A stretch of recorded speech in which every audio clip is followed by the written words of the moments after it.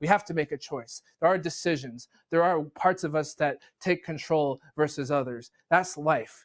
Now we're just doing the service to ourselves of honoring it. We're bringing it to the front of our experience. We're making it as explicit as possible so that we can have more meaningful insights into our experience and more meaningful choices. I think we all know this deep down in our gut. We are complex. If we were just a single voice with one perspective, life would be easy because we wouldn't have to think about anything. But because we have complexity, we're always faced with our multiplicity, and we always have to come to grips with it in one way or another, whether we explicitly acknowledge it or not.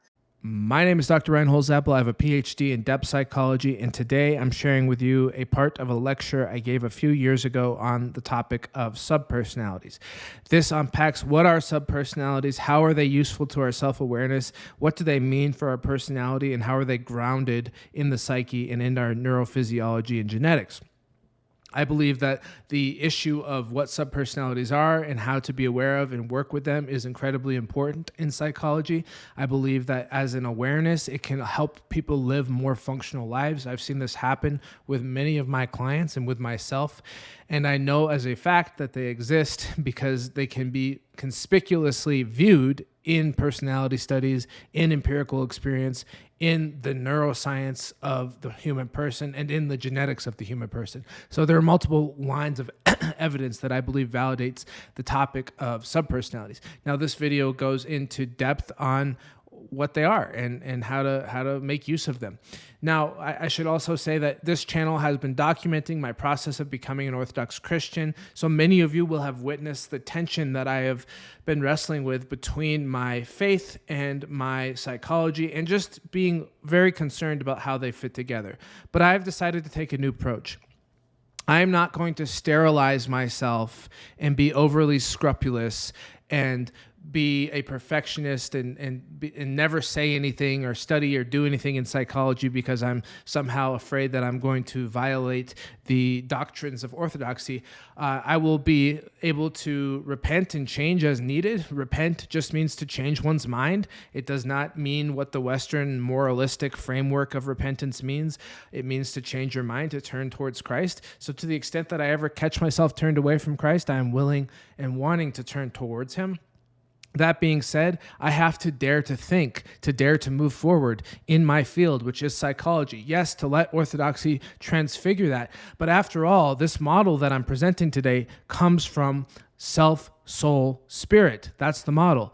And the self, soul, spirit model has all three layers of reality within it. Our personality, our soul, which is given by God, and the spiritual reality, which I now believe belongs to Christ. When I made this video, I didn't exclusively understand Christ as God, so I didn't exclusively understand many of the teachings of his church, and as such, I may say things that don't quite track fully with that new understanding. Nonetheless, I believe the video is worth posting as I continue to trailblaze my way forward in my psychology career. I believe in being a critical thinker, and I believe in trying to help people in psychology grow in self-awareness, understand their personalities, and direct their personalities in functional and robust ways. And insofar as one is predisposed or inclined or called to follow Christ, then I believe that we search out ways of practicing psychology that are maximally compatible with Christianity, but that can only happen if we are willing to dare to try. And I have been speaking with many Christians, some of which are very interested in psychology, practicing psychology. And so the only way to do this is to do it. We got to do it. That's the only way that this is going to happen. So enjoy this video. And as I said, it was given several years ago. So many of the things that I say might grow and change as I continue to grow in my faith and my understanding. But the thing is that given my personality, and you'll see in this model that I use of subpersonalities, it'll all make sense to you what I'm about to say right now. I have a part of me that is overly self-scrupulous, an analytical part of me, and a part of me that says I'm not enough. And this part of me tries to hamstring me from being a person in the world doing things. In essence, it's trying to say, oh, well, now that you're an Orthodox Christian, you don't have the right to continue to be Dr. Ryan Holsapple and practice psychology. See, that's how these subpersonalities work. Now, to the extent that there's a spiritual element to that I'm bracketing that for now. That's not what I'm focused on in this video. But what I'm saying to you is that I'm not going to allow the self-scrupulous, self-defeating part of me to stop me from doing my career. I don't believe that that is what Christ is asking me to do. I don't believe it's helpful, and I believe it's leading to a unnecessary source of tension within me.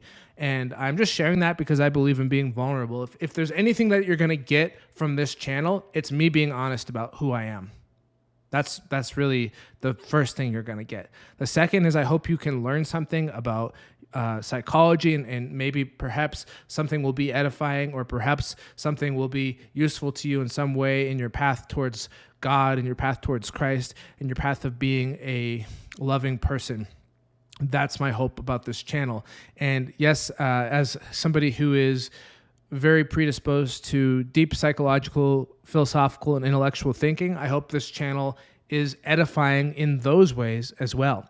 So without further ado, and with all my honest, and it's refreshing to be honest because I don't have to, there's no optics that I have to keep in mind. You're just, what you see is what you get. With all my honest presentations out of the way, I will let you go ahead and watch this. Okay, everyone. Today we're going to talk about the self-soul-spirit model, which was founded by Dr. Roger Strachan, who's my mentor, and he's been a lifelong therapist and psychologist. He's been working with people for over 60 years. And the self-soul-spirit model is a way of understanding who you are and how you want to work with those facts about who you are. So the self-soul-spirit model enables us to live a more meaningful life because it increases our choices. Now, one of the primary components of understanding the self-soul-spirit model is understanding subpersonalities. Now, what are subpersonalities? And how come we would even talk about subpersonalities? Well, subpersonalities are parts of who we are as human beings. See, what we have to understand is that throughout this long period of evolution that the human species has gone through is that we've had to develop multiple ways of interacting and multiple modes of relating to the world and to each other. The more complex an organism becomes, the more parts it has, the more components it can relate from. And so a subpersonality is really a way, a mode of being that allows a specific way of interacting to occur. So subpersonalities are natural to being human. They're natural to the complexity of who we are. Let's go to the slides here. So there are ways of seeing and perceiving. So you might imagine that as you go through your day-to-day life, multiple modes of being and interacting shift in and out of your first-person conscious perspective. And as those shifts take place, you might imagine that different subpersonalities are coming into the fore. Modes of interacting, as I've said, so just different modes of relating to yourself, relating to others, and relating to the world.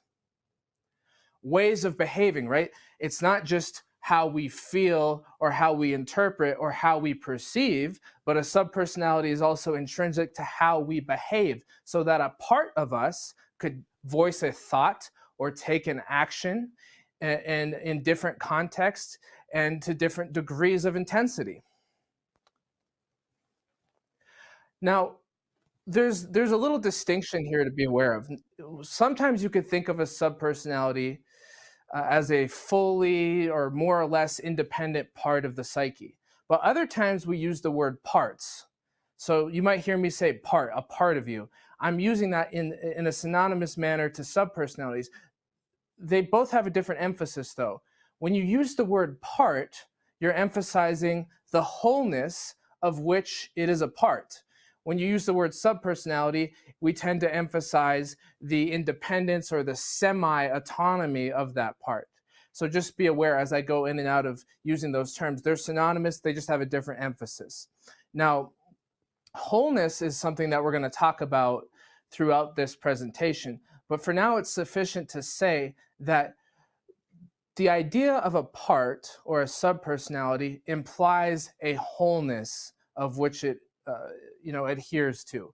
So to be a part of the psyche means that you are a part of the greater person, a part of the greater network of the human being that is Ryan or is Eric and so forth. So this whole idea of subpersonalities always is housed within the idea of a whole human being. So we have to keep that holistic approach in mind as we discover the parts of who we are. And it's also important to remember that these are characters with their own perspective, their own aims, their own thoughts, their own behavioral preferences. They really do animate our consciousness in ways that are just magnificent to observe. And it doesn't take a whole lot of observation or self-inquiry to figure this out. If you watch yourself behave, and the way that you feel and the way that you think throughout your day, you might just notice the fluctuations in your perspective. That when you are a father, it feels a little bit different than when you are a teacher, or when you are a lover, or when you are an adventurer. And that the difference in feeling isn't just a matter of different masks that you put on, but is often actually a matter of different values that inhabit your psyche, different persons inside of you, if you'll allow that term. Now, one of the best ways to understand subpersonalities is through what Dr. Strachan and others call post-hoc rationalizations. And this is based on the idea that we do what we want to do at any given moment, and then we make up a story about why we did it. And he says that humans are the only species that make up stories about our actions. All other animals just do what they want to do, offering no explanations. Now, aside from the fact that other animals can't speak, the point that he's really making there is that human beings tend to feel the need to come up with justifications. Animals are more or less unified with their present moment behavior. There's not a whole lot of analysis or a whole lot of questioning or rationalizing going on. They do what they want to do.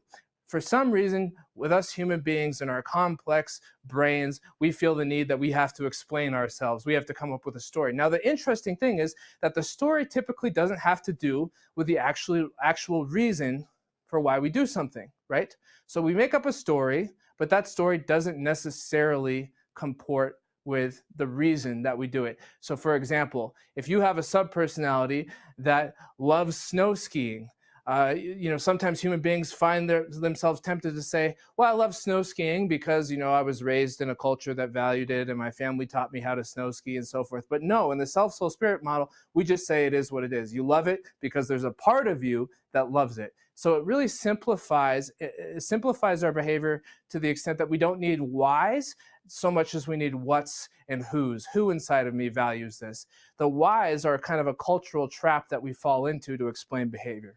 So that's a good way to understand subpersonalities. Now, there's a difference between parts and roles. Parts or subpersonalities are intrinsic to who you are. Roles are something that you do, okay? So I could learn how to be a waiter. That doesn't necessarily mean that I have a part of me that is a waiter. That's a social role that I've taken up, that I've learned how to do. Now, I might have parts of me that are capable of learning how to be a waiter, and then they play the role of being a waiter, but that's different. Now let's take the example of parenting. Some people come into the world and they feel that a part of them is a very strong natural mother or natural father. Now that's not a role because it's something that they deeply care about, that they want to do, that is beyond just serving a function in a particular context. What do I mean by that? What I mean by that is one of the best ways to understand the difference between a subpersonality and a role is, can you extrapolate the attitude and apply it among different contexts? So if you have a natural father, it's very likely that that father is going to show up with your kids, maybe sometimes at work or with friends, that father might have a variety of opinions about life and want to interact with life in many different ways. And maybe that having children is the most valuable part of that valuable aspect of that part of you's life. But the point is that a subpersonality is not dependent on a single context. Roles typically are dependent on a single context. So a subpersonality is an attitudinal position that is somewhat flexible. Now, that doesn't mean that subpersonalities don't have preferences. They do. They might prefer some activities over others. Let's keep. Now, one of the most important things about this model is understanding the nature, nurture, origins of subpersonalities. This has to go back to genetics and brain development. We are not a blank slate, okay? So the old philosophical tradition of empiricism, which started with David Hume and then up into John Locke's idea of the tabula rasa, it held that you come into the world and your brain is an empty slate and life experience makes you who you are. Simply not the case, as we now know from a variety of evidence coming out of fields like neuroscience, evolutionary psychology, behavioral genetics. We come into the world with specific predispositions, and those predispositions are unique to our own genetic constitution, and no two human beings are exactly alike. So everybody has unique predispositions. Those predispositions get wired through your genes to your brain and your body, through the protein mechanisms, and eventually there's a very complex road that leads up to your personality expression. Now, we say nature and nurture, not nature or nurture. The whole idea that there was ever a divide between the two was completely contrived. It doesn't actually exist. Nature comes with the package of life. Life experience comes with the package of nature. There is no dichotomy. So, of course, our experiences matter. Of course, who we are around and the culture that we are within matters to how we express ourselves. It's how we express ourselves within that context is where those predispositions come in. So when we look at personality science and dispositional tendencies, we can confidently say that when you come into the world as a unique human being, you're not just going to interact with your environment in any way, but that the environment will solicit specific responses from you because of your unique constitution, and you will solicit specific responses from others because of their unique constitution. What does that mean for us and for subpersonalities? What it basically means is that subpersonalities interact with the world based on their unique and specific constitution. Because remember, because of the complexity of human evolution, we haven't just had to evolve one trait. We've had to evolve multiple mechanisms for behavior over a very long period of time.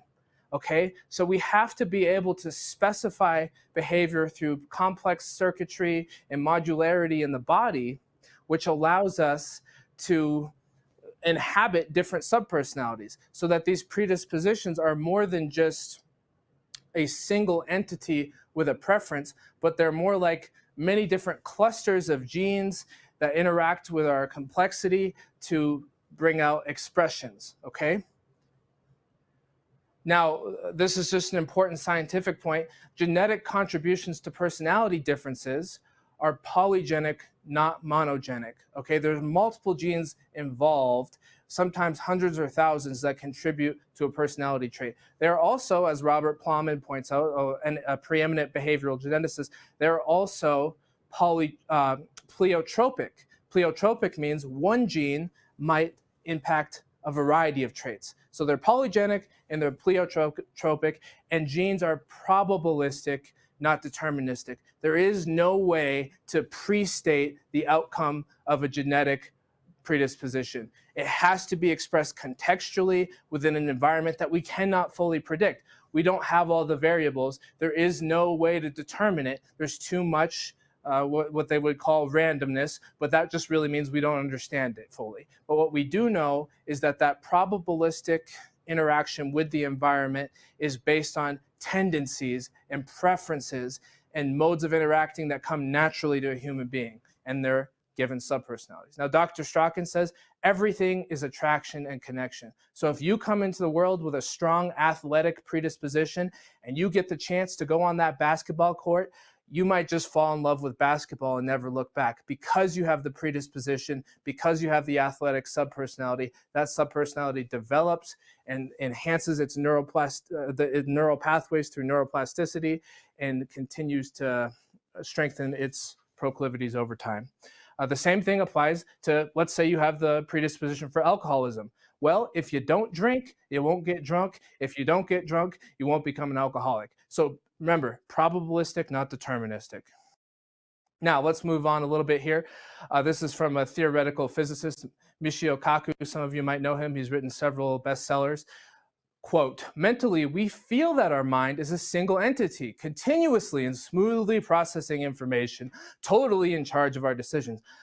But the picture emerging from brain scans is quite different from the perception we have of our own mind. Now, what is that picture? Well, it basically shows that our consciousness and the way that we experience it and the way that it correlates with the brain is multitudinous, and there are many different parts of the psyche, and then we construct a narrative that says I'm a single person, I'm a single unit, I'm a single I after the fact. But that is a mere construction. It doesn't actually occur within the brain and within the consciousness. So that multiplicity and subpersonalities, the way that I interpret this quote in the context in which he wrote it, is that we are always multiple psychic persons that then after the fact get consolidated into a single voice through our reasoning, through our post-hoc rationalizations. Now, this is from an evolutionary psychologist, Marco Delgaiadis. If one considers the fact that the mind contains a multiplicity of motivational and self-regulatory systems, and that each system may accommodate several dimensions of variation, it becomes apparent that there are dozens, if not hundreds, of personality traits potentially worthy of description. Remember, this comes back to the evolutionary basis of who we are and how that's continued to be elaborated upon in evolutionary psychology. There are multiple traits that all have the capacity to have different perspectives or different behavioral mechanisms that contribute to our human nature. Now, let's talk a little bit about the lived experience of subpersonality. So far, I've been scientific. Now let's be a little bit phenomenological, because this is where it really makes sense to people. This is where people feel like they can connect with it in their own way because they can see it in their own life. So you've all heard this. A part of me feels like I want to break up with this person, but another part of me feels really like staying with them and seeing where it goes. We always speak from these different parts of us, and we just don't necessarily become aware of it metacognitively. We don't necessarily acknowledge it, but they're always voicing their opinion. And sometimes in our colloquial speech, we exhibit that fact, like when people say a part of me feels. Now, in the next slide, as we'll see here, there's another way of looking at this. Some people will say they might lose their temper, or they might do something that doesn't seem like the behavior that they normally try to control. And they'll say, I don't know what got into me. I don't know how that happened, right? And what they're really saying is some other part of me took over, right? But because we like excuses and acting confused and we don't know what's going on, we say, I don't know what happened. It is a very convenient way of saying, well, some other part of me did that, and I'm not sure if I like it as the part of me that's speaking right now. And this comes to my next point, which is that multiplicity in the psyche isn't necessarily exciting to everyone. Some people hear what I'm saying and they say, gosh, that's a lot of work to understand these different parts of who we are. And it is a lot of work. The work that we do to understand it and then direct it is what's beneficial. Hard work brings benefits in my estimation. And this model allows us to take responsibility for our complexity without necessarily having to hide behind excuses or convenient ways of speaking that ultimately aren't authentic. Sometimes people will say about other people's behavior, well, they weren't in their right mind. Well, what they really mean is that some other part of them did something I didn't like. Now, this is a great story. So Dr. Strachan, as I said, he's been doing this for over 60 years. He's now 88 years old. But when he was younger, there was the possibility of him getting drafted. And so he goes into one of the government rooms that they're handling this. I forget what it's called. And the guy behind the desk says, well, how can I help you? He says, well, I haven't been drafted yet, but I got to tell you, if I do, put me up in one of those planes, because I'd much rather be bombing other people than having bombs dropped on my head. And he says, well, if I'm not drafted, then I'm going to be a therapist and help people live transformational lives and help them heal. And the guy sitting behind the counter goes, really?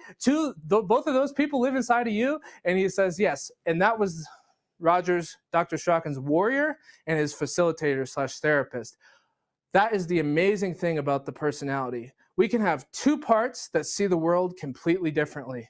One could go for a fight and get really gritty and violent, and the other wants to help people heal and grow and become. That's the amazing thing. And in our model, we don't shame that. We don't say it's wrong. We say it is what it is. That's what it is to be human. There's many different perspectives. It's what we do with that fact that matters.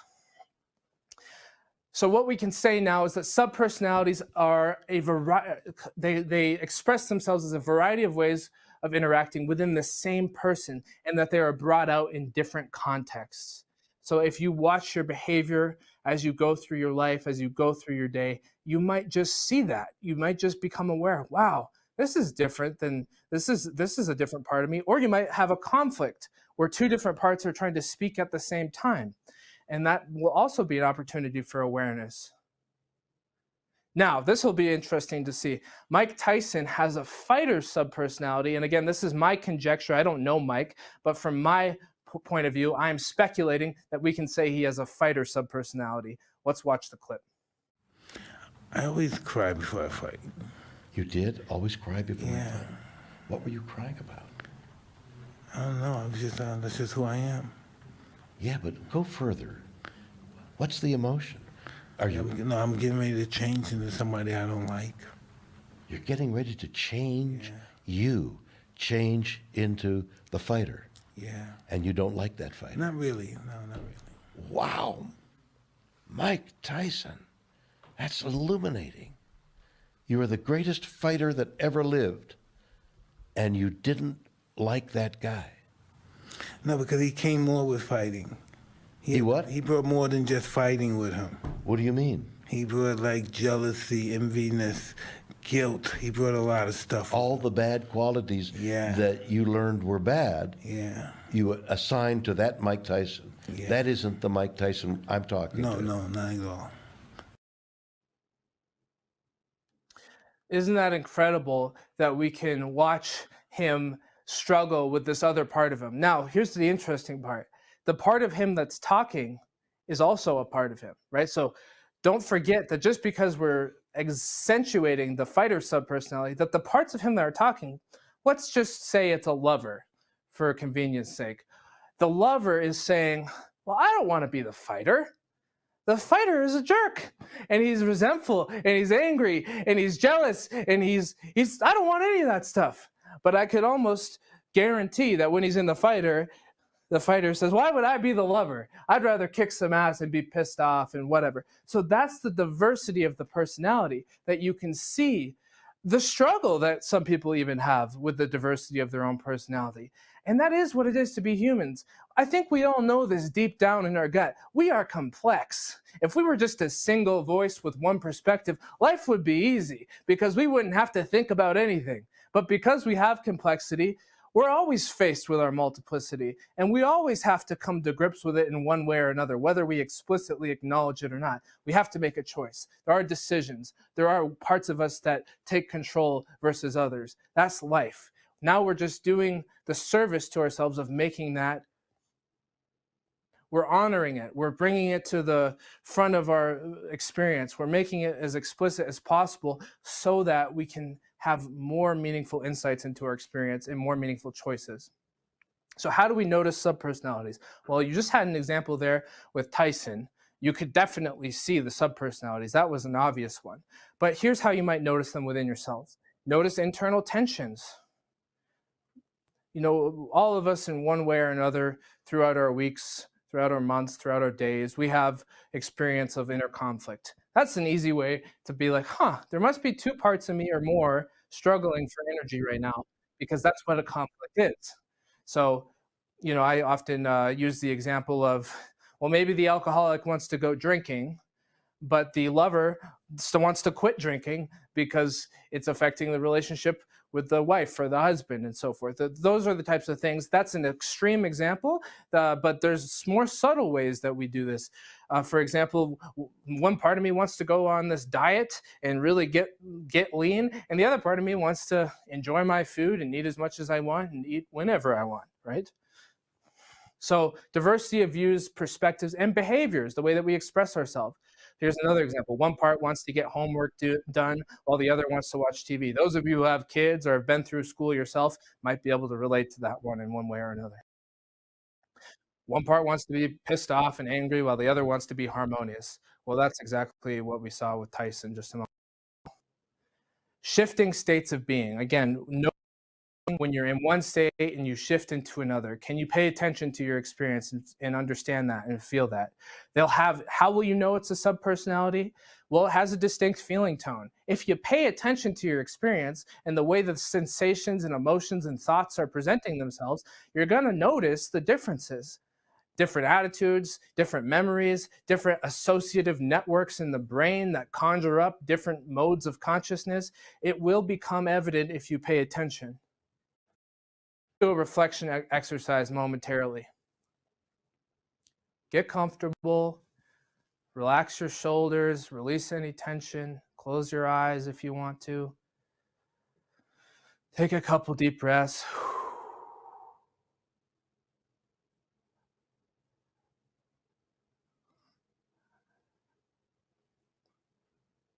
I just noticed I have a part of me that's a compulsive driving force. I call him the compulsive addict or the compulsive driver.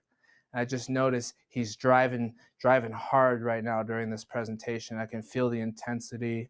I can feel the energy. I can feel the grip it has on my psyche. I just noticed that intensity. What I want you to notice is, what are you experiencing right now? In your body, in your thoughts? Are you daydreaming about something later? Are you thinking about something I'm saying?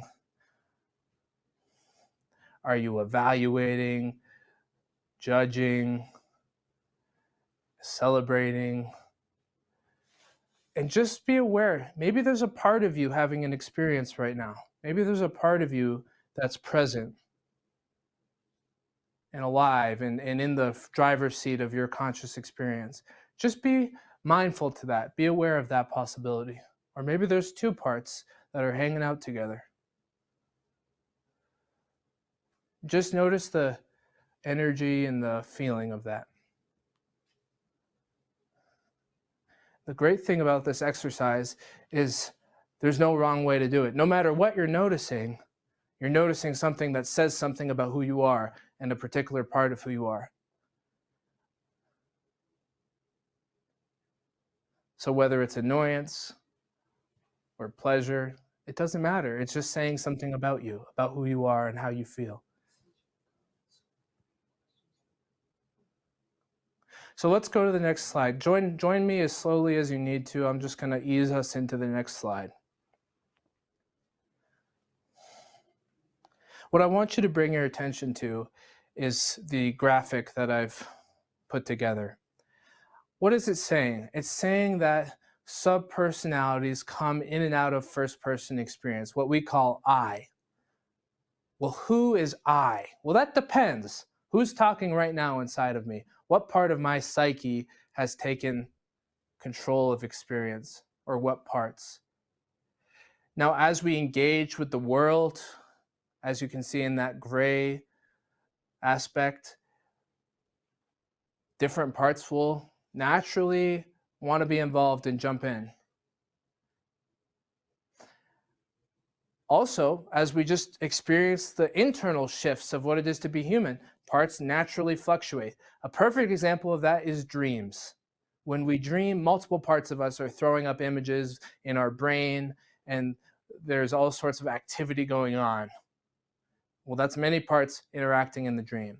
Now, when one part comes in and takes control of consciousness, I'm calling that in this graphic the eye-shifting portal. Now, it's important to say there's no such thing as an eye-shifting portal, literally. It's an analogy for the sense of something shifts where one part of the psyche comes into the driver's seat and the other parts are in the back seat, or they're not anywhere in the visible stream of our consciousness at the moment. That is something that occurs. That is something I'm encouraging people to pay attention to. Now, this next graphic here is only meant to show that it's not linear. It's not like there's a design or a plan that we can linearly map out and say, well, subpersonality A got in line and then subpersonality B took its turn. No, they could jump in and say something anytime they decide, depending on context, depending on all the variables that we can't possibly track. It's not sequential. There's just variability in how the subpersonalities come in and out. Some of us might have had an experience, gosh, I was so happy, and then all of a sudden, I don't know what happened. All of a sudden I was feeling grumpy, and I really don't know how that came over me. Well, another part got into the consciousness. That's how it happened. Now, a big part of this model is the soul. Now, what is the soul? The soul is the whole that transcends the sum of its parts. What do I mean by that? We are, as human beings, a total organism, a total embodied psyche. So you can't reduce yourself down to a part or just a collection of parts. There is something essential about you that makes you unique, that is deeper than the parts of you that are interacting at any given moment. That's the soul. That's your essence. That's your life energy. Carl Jung called it the anima. Okay, and that is also derived from Aristotle. The anima is the soul, the life principle. And Aristotle believed that with life comes soul, comes animation, comes essence, comes life force. And that's what we believe in self, soul, spirit. The soul is the life force. The soul is the energy of who you are. And I'd like to invite you all to just vigorously rub your hands together. Just really go after it for a moment. And just feel the energy. The human body is a tremendous source of energy that we have access to. See if you can feel the energy of that. And see if you can get into your body, into your core, and feel what it might be like to be in your soul, to be in your essence, to be in your life force. I feel it most strongly deep in my core, and then it permeates through my whole body. I've had to practice sensing this and feeling it for years for it to get stronger and stronger. And now I can really access it on command. That's soul, okay? Soul is the deep essence of who you are. Now, many people will say, well, I don't know what you're talking about. I can't feel my soul. That's okay. Sometimes it takes what it takes to break through that initial wall and get into that deeper feeling of the soul.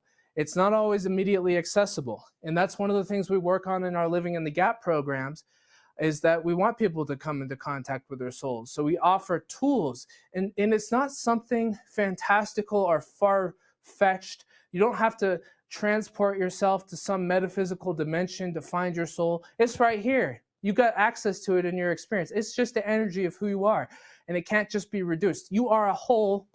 You are an essence. That's the soul.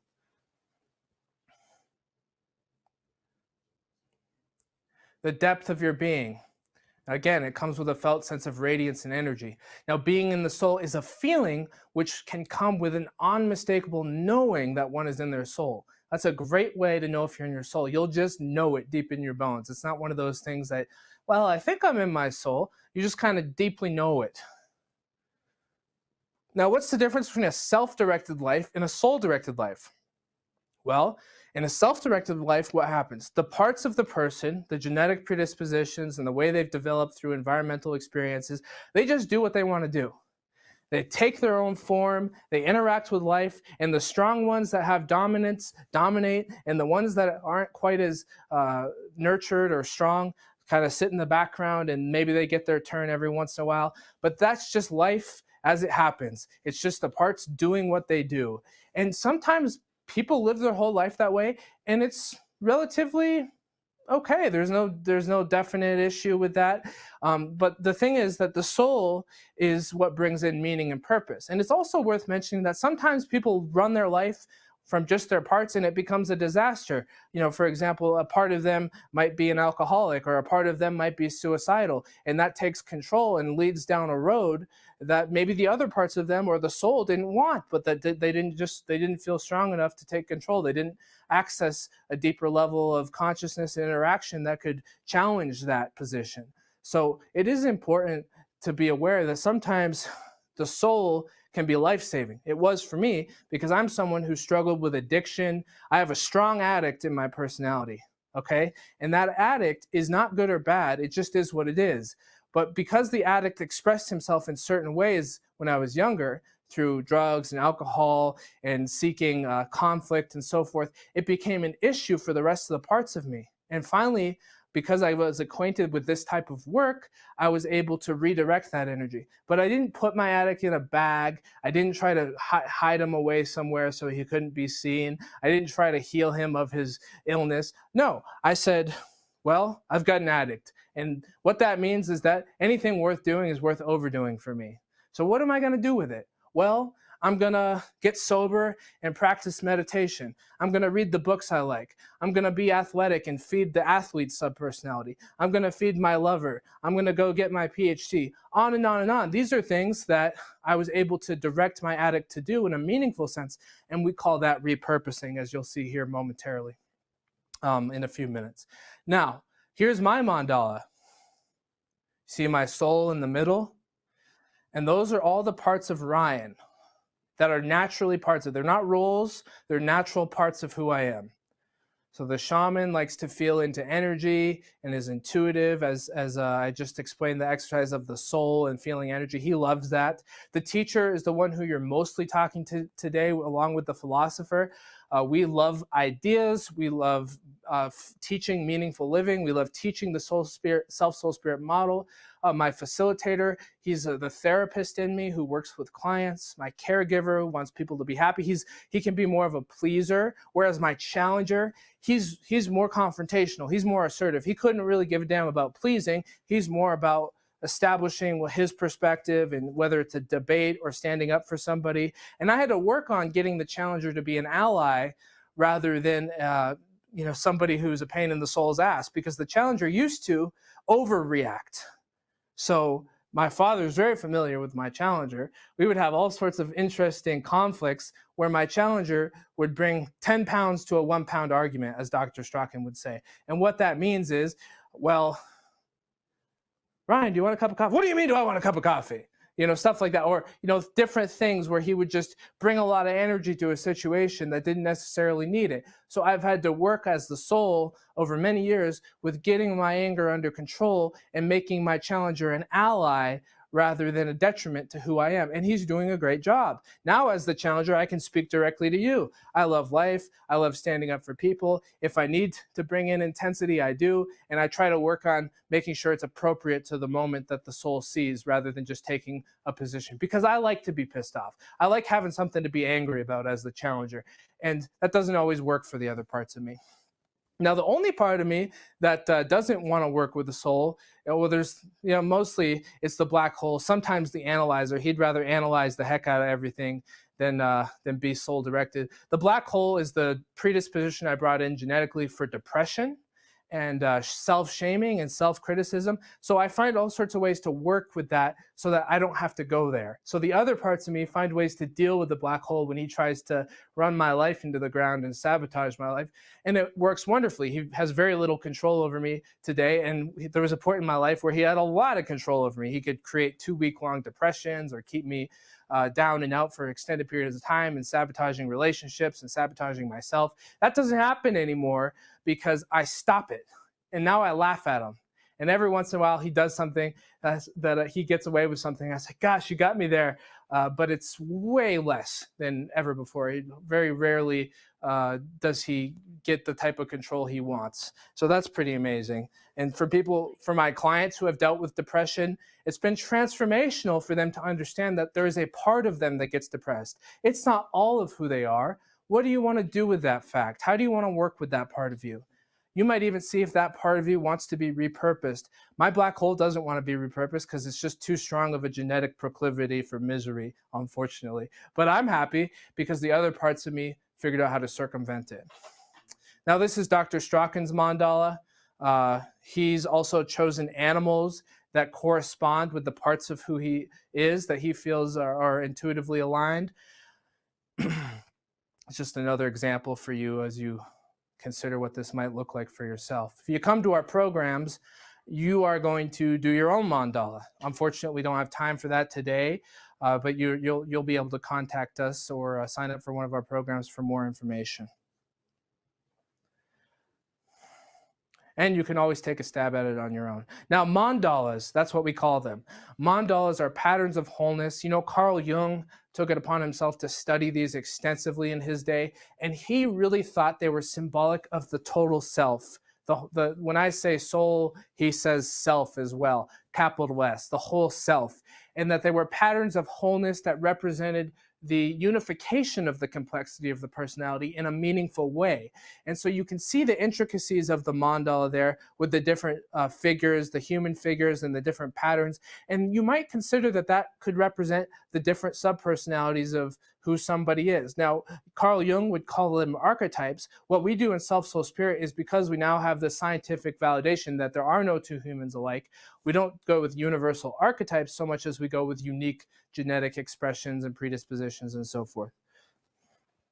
So mandalas are universal symbols that Carl Jung thought were very significant. So Dr. Strachan took from that and he borrowed it and said, well, let's accommodate that to fit the self, soul, spirit model in the parts of who we are. And that's the brilliance of the mandala, is it's a wholeness. It's your own self-contained wholeness as a unique human being.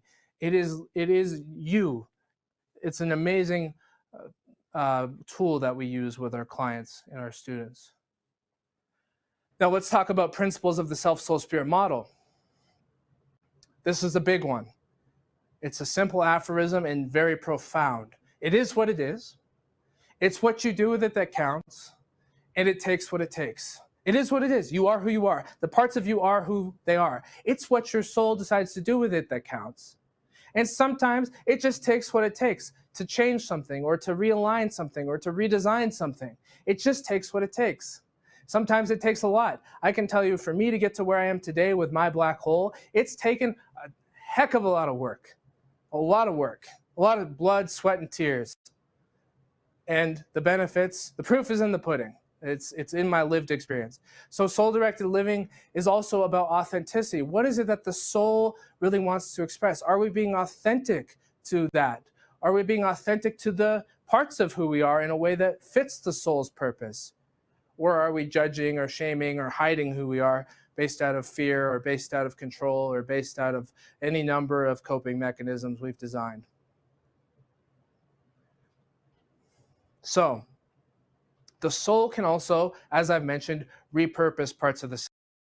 I'm going to find this example absolutely astounding. Michael Jordan, I speculate, has a competitive subpersonality. Well, you think? I definitely think he has a competitive subpersonality. Let's watch and see what he's done with it after his career.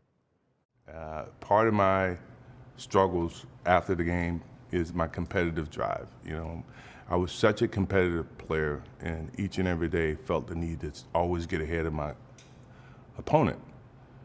Well, when you're out of sports and you're in, in normal life, you don't shed that armor that you actually have coated yourself with, based on your lifestyle and that work ethic. It's just, you have to find your way around it, and that's frustrating, and sometimes that's even tough, because of the competitive nature that I have. I look at everything from a competitive nature, and I tell my wife all the time is that I'm cursed. I'm cursed from a competitive standpoint that, I cannot watch or compete or be a part of things without competition, and that's something that, I live with today, but I would not want to live without, because I think it says so much about me and helped me define who I really want or was or am, and attain all the things I really wanted.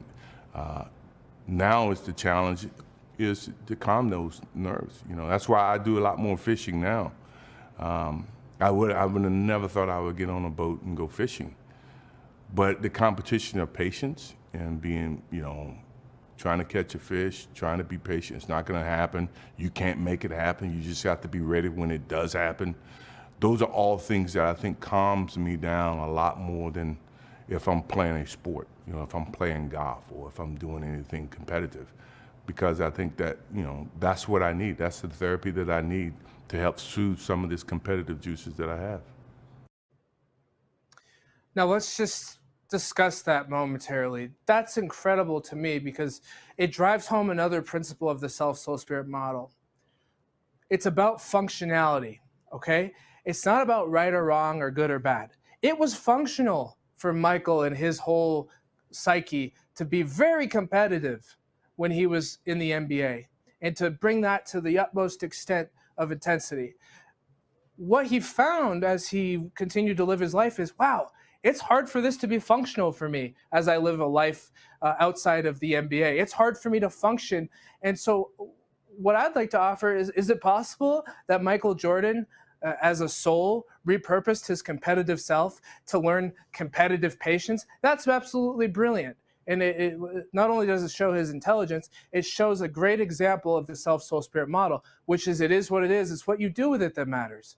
It might have worked out just fine for him to bring that intensity during the NBA, but then life happened and things change. And it's about context. And as the context changed, something that used to be functional might not be functional anymore. So that the soul can repurpose the parts of the self in a very meaningful way. And that, to me, is one of the best examples I've been able to find in our mainstream media and our mainstream celebrities.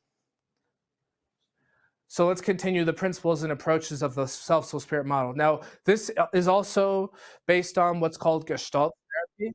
Gestalt therapy followed Gestalt psychology. Dr. Strachan's been a Gestalt therapist his whole life. Gestalt's really about being here now, doing the activity, not just talking about it. You know, talk therapy is you talk about. Gestalt therapy is you be about. You be it. So we have people be the part, talk from the part, be the soul, have them talk to each other out loud. Sometimes we use chair technique. Sometimes they hold them up in different hands. And it's a very powerful way, because when we're not talking and not getting our whole body and our whole spirit and soul involved, what happens is we're only using a limited part of the brain. When you do the Gestalt work, when you actually get into the psychodrama of the whole thing, where the different parts talk to each other, the effect of it is much more beneficial for the therapeutic process, for the process of self-discovery. So at Living in the Gap, we encourage people to learn how to get into dialogue with themselves. As different as that sounds from our normal day-to-day living, we make that a beautiful part of living life. I do it all the time. My clients do it. It's an amazing way to live, and it helps to resolve things. It helps to have meaningful intentions. Helps to focus on where we want to go on a given day or a given context. You know, something that my father often brings up is that we can hire certain parts of us for certain jobs. If you got an important business meeting coming up, you can take the entrepreneur and say, you're the one who's going to do this meeting. Or you can take the nurturing, caregiving part and say, hey, I really need you to listen during this meeting. You can be more intentional with your life with this model. Because if you know who you are, and you're aware of how those parts come into your experience, then you have the power of choice. So the parts can also negotiate with each other. Well, as the athlete, I'd like to go for a run. Well, as the lover, I told my fiance that we were gonna, go out on a date in 30 minutes. And if I go for a run, there's no way I'm gonna be ready. Well, I don't care about that. Just tell her you're not going to be. Well, I really do care about that. What are you talking about? And the soul might eventually jump in and make a choice, or the parts might reach a compromise. Now, sometimes the soul can say, hey, sorry, athlete, you're not getting your way right now. We're doing it this way. The soul is the boss. The buck stops with the soul. So you can negotiate, you can mediate. Now, to close our presentation, great quote. Everything's an inside job. Every conflict that we experience in our own life, the ways that we feel, the ways that we think, the ways that we perceive, it's all an inside job. We have to resolve that within ourselves. And this is the model that we use to do it. We are complicated and beautiful human beings with many aspects, and also, I believe, souls. And that if we are aware of those facts, we have the potential to break through to new levels of conscious living. So here are some other sources on subpersonalities and psychology. This doesn't nearly scratch the surface of everything that's out there. Right now, I'm doing quite a bit of writing about it in my literature review, and it's just amazing how much has been contributed to this topic in psychology. But Carl Jung, of course, he had various aspects of subpersonalities in his work. James Hillman, they might not use the same exact language, but the idea of multiplicity of the self is in all these thinkers. Gestalt, obviously Self, Soul, Spirit, John Rowan, David Lester, Richard Schwartz, Internal Family Systems. So anyways, those are some references in case you're interested in digging into the literature and reading this program that works for you. Yeah, and thank you for joining us and your participation and presence today. Awesome. Have a great evening.